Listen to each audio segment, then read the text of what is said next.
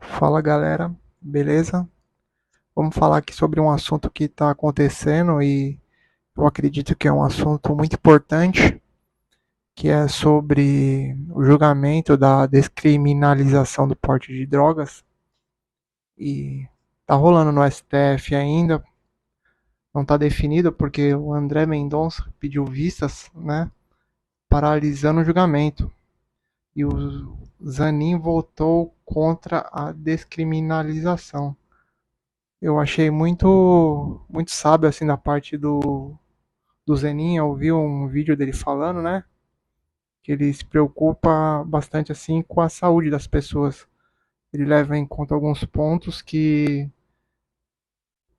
outras pessoas não levam, né? As pessoas só querem a liberdade de poder usar a droga, mas as consequências de usarem as drogas, eles fecham os olhos, tá entendendo? E tudo caminha para eles aprovarem, né, a descriminalização, as pessoas poderem usar drogas sem, sem serem punidas assim, de forma penal, né? Não serem presas. E eu acredito que isso aí é um retrocesso. Por quê? Porque as pessoas vão poder usar drogas, mas não é todas as pessoas que é, têm, têm um. Como eu posso dizer? Tem um controle, né? Usam um pouco de drogas e conseguem brecar isso. Muitas pessoas não têm freio e vão acabar acontecendo igual acontece na Cracolândia, né? Que as pessoas estão se matando lá, pessoas que não têm nenhum tipo de controle sobre si, usando drogas, e a maioria das pessoas é assim. É uma pequena parte das pessoas que tem esse freio, né? E fora isso é que muita gente vai acabar prejudicando outras, né? Quem me garante que um cara que tá portando droga, tá usando droga, ok, ele não vai ser preso por isso, mas a partir do momento que ele usa a droga, ele vai perder o controle sobre si e vai fazer mal para as outras pessoas. Ele vai ser punido do jeito que ele merece ser punido. Ele, se ele matar alguém e for preso, quem me garante que o advogado dessa pessoa não vai defender ele falando que ele cometeu o ato por estar no efeito da droga e ele não tem culpa, ele não tem, ele não tem controle sobre ele. Então ele não pode ser enquadrado em homicídio, em assassinato, porque ele é um doente, que ele usa droga, entendeu? Entra tudo nessa questão. Ele vai ser responsabilizado como um marginal, um bandido que matou uma pessoa, assassinou uma pessoa, ele vai ser tratado como um doente. Porque é isso que eu gostaria que alguém me explicasse, entendeu? Porque é muito complicado. Porque a droga ela faz muito mal pro cérebro da pessoa. A pessoa perde o controle sobre si, entende? E eu ouvi muitas pessoas, eu vou ser honesto, eu ouvi muitas pessoas defendendo assim mais a descriminalização da maconha, né? Das outras drogas eu não vi muito, entende? As pessoas falam que quando a pessoa usa maconha, ela é diferente das outras drogas porque é uma droga mais leve, né? E tem bastante pontos assim que as pessoas colocam que dos benefícios da maconha, né, da cannabis. Eu tava lendo em um site que chama Conectas Direitos Humanos. Aí tava lá 5 motivos para descriminalizar o porte de drogas para uso pessoal. Aí aqui já tá, ó, eles colocam descriminalizar o porte, né, de drogas no geral, né? Não é só da maconha, mas ó, entenda a importância e o impacto da descriminalização para a sociedade. Está em pauta de julgamento do Supremo Tribunal Federal A discussão se o porte de drogas para consumo próprio é crime. Trata-se da análise de um recurso extraordinário, paralisado há quase 8 anos na Corte. A discussão sobre a descriminalização no STF começou em 2015, mas foi interrompida por um pedido de vistas do ministro Teoriza Vasquez, morto em 2017. Na ocasião, 3 dos 11 ministros já haviam declarado seu voto. O relator Gilmar Mendes, que votou a favor da descriminalização de todas as drogas, e o ministro Luiz Anderson Fachin e Luiz Roberto Barroso, ambos a favor da descriminalização da maconha. O debate deveria ser retomado no dia 5 de junho de 2019, mas após encontros com o presidente Jair Bolsonaro e os presidentes da Câmara, Rodrigo Maia, e do Senado, Davi Alcolumbre, o líder do STF, ministro Dias Toffoli, decidiu tirar a discussão de pauta, que será retomada no dia 6 de novembro. Casos decididos sobre a inconstitucionalidade do artigo 28 da Lei 11.343/2006, o Brasil será um dos últimos países da América Latina a deixar de tratar usuários como criminosos. Na região, Brasil, Suriname e as Guianas são os únicos que consideram crime o porte de drogas para uso pessoal. Aí eles colocam aqui como posso dizer, os motivos, né, para descriminalizar o porte de drogas, né? Entenda o impacto da descriminalização das drogas para a sociedade. Descriminalizar não é o sinônimo de legalizar ou liberar. Bom, isso aí eu concordo. É bem diferente, né? Aí eles explicam aqui, ó, a liberação é um termo utilizado pela proibicionistas para dizer que queremos fazer uma liberou geral, explica o psiquiatra da Unicamp, Luiz Fernando Toffoli, membro do Conselho Estadual de Políticas Públicas sobre Drogas de São Paulo. O que o STF vai decidir, no entanto, é sobre a descriminalização do porte de drogas, né? A ideia é deixar de tratar o usuário como criminoso, mesmo que, em alguns casos, ele seja alvo de punições, como o pagamento de multa, por exemplo, ao sair da esfera penal. O usuário problemático pode ter acesso facilitado ao sistema de saúde. Não sei, é meio complicado, né? O sistema de saúde vai ficar bastante sobrecarregado, né? Com tanta gente usando droga. No lugar de ir para a cadeia, já é legalização é o que acontece com a substância como álcool. Ao sair da esfera penal, o usuário problemático pode ter acesso facilitado ao sistema de saúde. No lugar de ir para a cadeia, já a legalização é o que acontece com a substância, como álcool e o tabaco, que tem até o comércio e a produção regulamentada pelo poder público.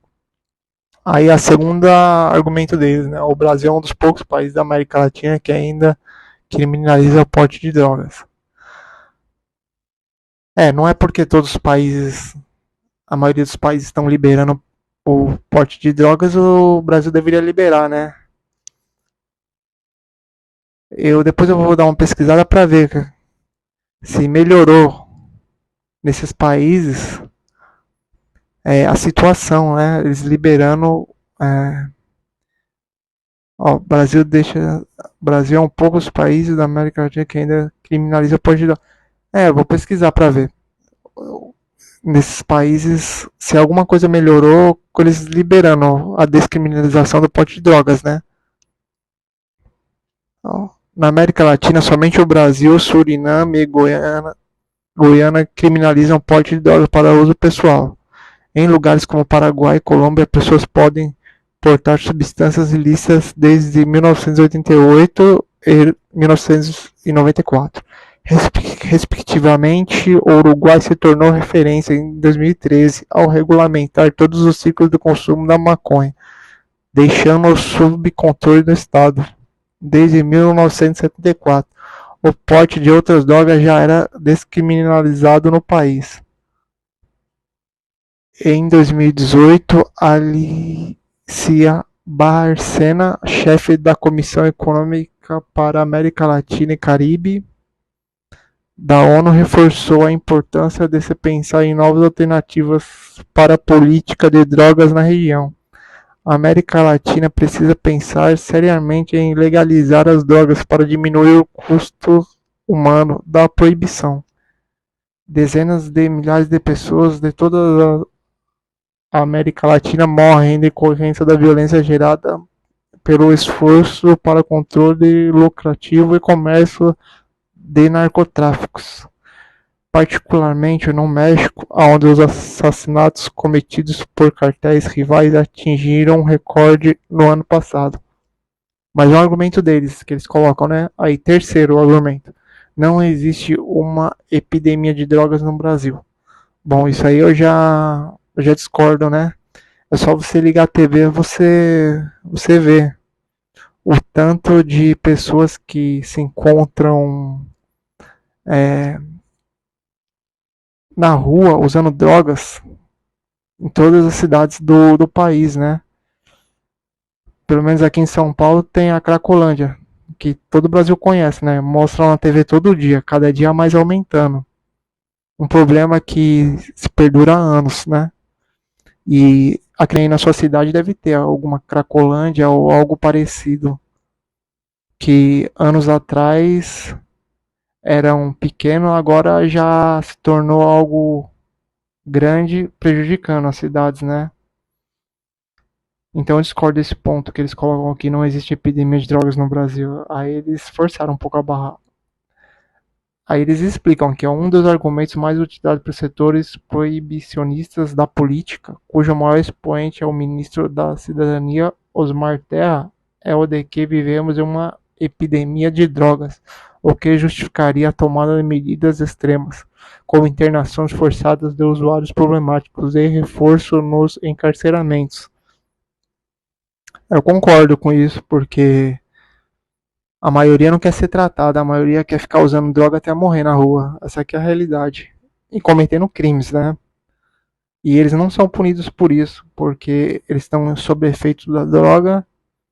Então, quando eles são presos, não demora muito para algum juiz colocarem eles na rua, né? Ou indicar internação para eles, coisa que eles não vão, né? Ou ficam pouco tempo nessa internação. Então, eles têm quase um passe livre para cometer crimes, usarem drogas, fazerem o mal e fica por isso mesmo. E ainda não querem liberar as drogas para mais pessoas estarem nessa situação, né? É lamentável. Aí eles continuam aqui, ó. A questão é que os dados não têm embasamento. Segundo uma pesquisa Fiocruz, o número nacional de usuários de crack é de 208 mil, bem abaixo dos 370 mil apontados em um levantamento anterior da fundação. É, como se a diferença fosse algo assim absurdo, né? Tipo, fora do normal. 208 mil não é muita coisa para eles. Pelo menos essa matéria que eu tô vendo aqui do site é uma matéria antiga, né? Hoje em dia, em 2023, já deve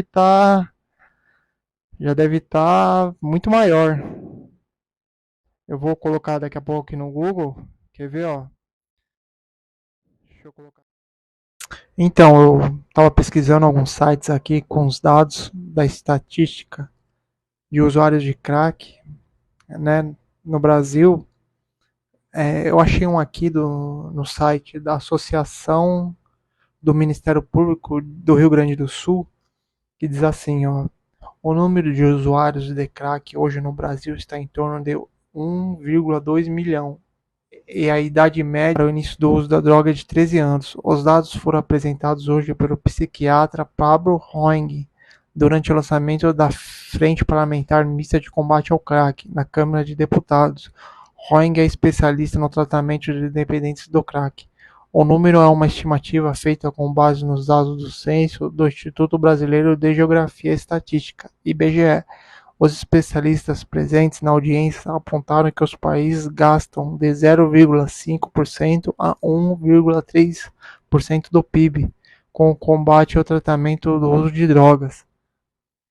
Aí, para você ver, há alguns anos atrás, eram, pelas estatísticas do site que eu tinha visto, que eles colocam 5 motivos para a descriminalização das drogas. Estava falando que o número era bem menor do que é hoje.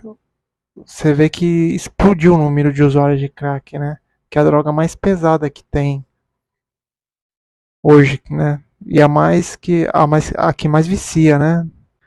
Sem contar que tem outras drogas que chegaram no Brasil que são muito fortes, como a K9, que o pessoal apelida de droga zumbi, que é extremamente prejudicial à saúde, que é uma droga barata, não é? E aí na terceira justificativa deles para a descriminalização das drogas, né? Que eles colocam no título, não existe epidemia de drogas no Brasil. Aí eu me pergunto, assim, quem é que acredita nisso, né? Que não existe? É só você sendo muito cego para não ver isso, né? Que existe sim. E a quarta justificativa deles diz assim, ó. A justiça prende os usuários como traficantes. Claro, né? Se o cara for pego com uma quantidade de droga que não é permitido, né? 1 quilo de droga é o usuário, ele tá usando a droga, né? O cara com 1 quilo de droga. É brincadeira mesmo, né? Eles querem que o cara tenha liberdade de poder andar com a droga que ele quiser, pra cima e pra baixo, né? Só no mundo deles. Aí tá escrito assim, ó. Pessoas detidas com drogas podem ser enquadradas como traficantes ou usuários, na falta de um critério objetivo de definição. Quem faz o enquadramento no geral é o delegado, o qual muitas vezes acata o depoimento dos policiais como prova irrefutável. Um levantamento da agência pública mostrou que no processo referente a apreensões de até 10 gramas de maconha, cocaína e crack, em 83,7% dos casos, as únicas testemunhas ouvidas foram provas policiais.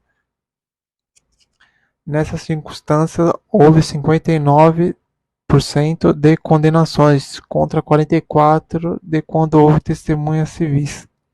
Uma pesquisa do governo de São Paulo mostrou que só no estado o número de presos mais do que quadruplicou nos últimos 25 anos, atingindo 234.775 pessoas, sendo que no Brasil é o terceiro país com mais encarceramentos presos no mundo, atrás apenas dos Estados Unidos e China. Dados do Ministério da Justiça e Secretaria da Administração Penitenciária de 2018 revelaram que 1/3 das prisões masculinas e 2/3 da feminina ocorrem por tráfico de drogas. Eles colocam aqui o quinto motivo, né, para descriminalização das drogas. A vida negra não importa. Sim, as vidas negras importam como a de qualquer outro ser humano, né? Branco, pardo. Aí eles colocam um levantamento feito pela agência pública que analisou 4.000 sentenças de tráfico em São Paulo mostrou que pessoas negras são mais condenados por tráfico do que os brancos, mesmo quando apontam menores quantidades de droga. A pesquisa Prisão Provisória e Lei de Drogas do Núcleo de Estudo de Violência da USP também reforçou que o perfil dos presos por tráfico é de homens, jovens entre 18 e 29 anos, pardos e negros com escolaridade até o primeiro grau completo e sem antecedentes criminais. Na conclusão do estudo, os pesquisadores afirmam a principal consequência dessa política de combate acaba sendo a geração de uma grande massa de jovens com passagem pela polícia. É claro, o cara vai lá comprar droga, financiar o tráfico, não quer ser preso, não. É complicado. Ah, o registro criminais e com estigma produzido pela prisão. Para o historiador Eduardo Ribeiro, coordenador da Iniciativa Negra por uma Nova Política, a criminalização não só não impede o uso como contribui para o genocídio da população negra. Esses são os motivos que eles colocam para que seja aprovado a descriminalização das drogas, né? Bom, e tem um site que eu estava vendo que se chama Pesquisa FAP, SP, da neurociência. É um estudo que eles fizeram que fala assim, ó, o uso de cocaína na adolescência pode ser mais danoso ao cérebro do que na vida adulta. É uma preocupação, né? Porque a maioria das pessoas começam a usar droga muito cedo, né? Isso prejudica muito o cérebro da pessoa. Aí diz assim, ó, a matéria. O consumo antes dos 18 comprometeria funções neurológicas importantes e de modo mais agressivo, alerta estudo. O consumo de cocaína pode comprometer funções neurológicas de um modo muito mais agressivo entre os que começaram a consumir a droga ainda na adolescência, do que entre aqueles que passaram a usá-la mais tarde, já na fase adulta. A conclusão apresentada em um artigo publicado na revista Grupo de Pesquisadores da Faculdade de Medicina da Universidade de São Paulo, FMUSP, sob coordenação do neuropsicólogo Paulo Januzzi Cunha, pesquisadores do Laboratório de Neuroimagem do Departamento de Psiquiatria da faculdade. Eles avaliaram 103 dependentes de substâncias, todos da cidade de São Paulo. Os participantes tinham entre 25 e 45 anos de idade e eram todos dependentes graves de drogas. Eles foram divididos em dois grupos, um formado por 52 indivíduos que começaram a usar cocaína antes dos 18 e outro com 51 pessoas que iniciaram o consumo após essa idade. Havia também um grupo de controle composto por 63 pessoas saudáveis que nunca usaram drogas. Os pesquisadores os submeteram a exames toxicológicos e entrevistas. Todos estavam abstinentes haviam pelo menos 7 dias. Em seguida, lhes foram solicitadas tarefas neuropsicológicas padronizadas, testes cognitivos, que demandam concentração e esforço para serem realizadas. Eles também analisaram o padrão de consumo da substância entre os participantes e possíveis associações entre o uso precoce de cocaína e o de outras substâncias, como tabaco, álcool e maconha. De modo geral, os pesquisadores verificaram que os participantes dos dois grupos consumiram cocaína em média por 10 anos. Os que começaram a usar a substância antes dos 18 o fizeram por volta dos 15 anos de idade. Os outros começaram a partir dos 21. A psicóloga Bruna Mayara Lopes, primeira autora do artigo, explica que todos os dependentes apresentaram déficit cognitivo quando comparado ao grupo de controle. No entanto, os que começaram a usar a substância antes dos 18 apresentaram maior comprometimento das funções neurológicas ligadas à memória e à atenção sustentada, isto é, a capacidade de focado manter-se focado durante as atividades contínua e repetitiva. Aí eles seguem o artigo, né, explicando o porquê o uso da cocaína na adolescência pode ser mais danoso ao cérebro do que na vida adulta, né? E esse que é o grande ponto.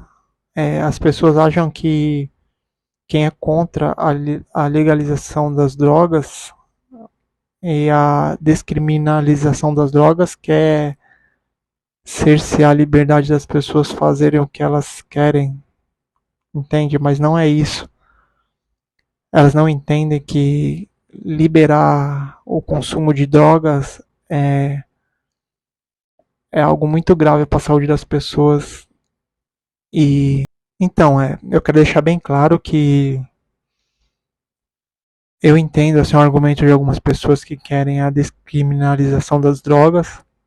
Eu entendo que todos esses anos o combate ao crime organizado, a todo esse esforço que os governos fizeram não deram certo, né? Então, para muitas pessoas fica difícil defender esse modelo que está atualmente. Mas na minha opinião, o governo ele não combateu de maneira efetiva no Brasil as organizações criminosas e ao tráfico de drogas não foi combatido da maneira mais enérgica.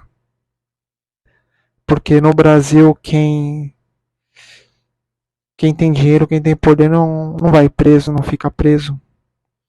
E você vê que as leis no Brasil não são como as leis em países que têm leis mais rígidas, como os Estados Unidos, onde tem prisão perpétua, pena de morte. No Brasil você vê juízes soltando líderes de organizações criminosas, soltando pessoas que têm influência.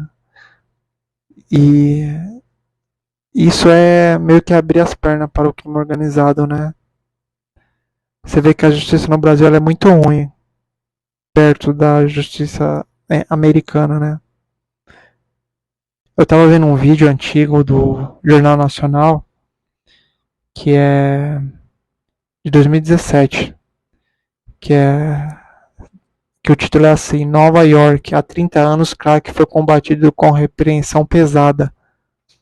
E, e diz que deu muito certo nos Estados Unidos, né? Na reportagem fala que eles conseguiram acabar com as cracolândias de lá, né? Nessa época lá, um, nessa época, um prefeito chamado Rudolph Giuliani, ele foi eleito prefeito da cidade, né? Ele endureceu ainda mais a repreensão às drogas lá, né?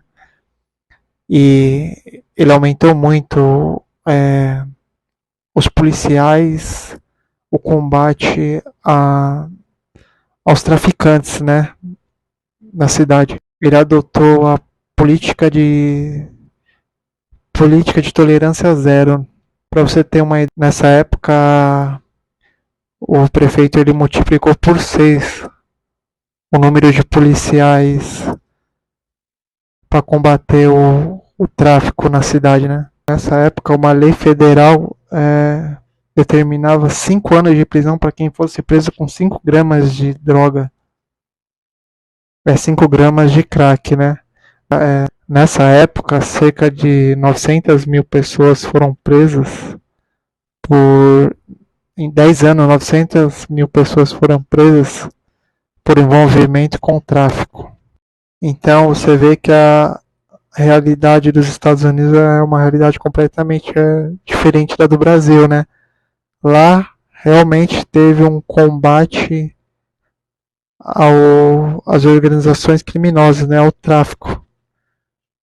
As leis lá são muito mais pesadas e nessa época esse prefeito conseguiu acabar com as cracolândias de lá, que hoje serve como modelo, né, para as outras cidades do mundo. Então, para finalizar, a minha opinião é o seguinte: na minha opinião, eu acho que não deveria descriminalizar o uso de drogas no Brasil, porque eu penso que esse é o primeiro passo para logo em seguida eles legalizarem o uso de drogas no Brasil. A gente sabe como funciona o pessoal que é de esquerda, né? Eles, eles são bem espertos, eles vão escalando devagarzinho, devagarzinho até chegarem no objetivo que eles querem, né? Mas eu tenho a minha visão, eu gostaria que vocês colocassem a visão de vocês aí nos comentários com respeito, né? Cada um tem uma opinião a respeito desse tema. É um tema delicado, né? Eu gostaria que você comentasse aí o que você acha. E até o próximo vídeo aí.